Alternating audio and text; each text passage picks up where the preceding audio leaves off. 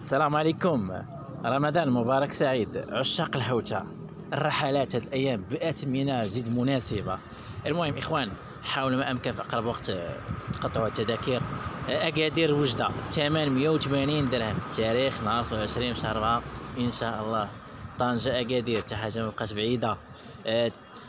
887 درهم، تاريخ نهار 27 شهر 4 ان شاء الله.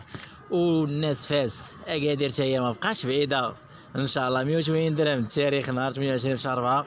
وصويره صراحه اللي شكون اللي قال صويره تكون بعيده على طنجه، راه ما بقاش بعيده حتى هي. 68 درهم، والتاريخ نهار 7 شهر 5. اخوان حاولوا في اقرب وقت تاخذوا هاد التذاكر. وبزاف الناس كيبقاو يسولوه واش الباسبور ضروري؟ لا ماشي ضروري باسبور، غير لاكارت ناسيونال وان شاء الله غتسافر المغرب كامل. حاولوا اخوان، هاد الهوتات ما تضيعوهمش، وان شاء الله يكون خير. واللهم يسر. رمضان مبارك سعيد، ما تنساش بارطاجي معاك.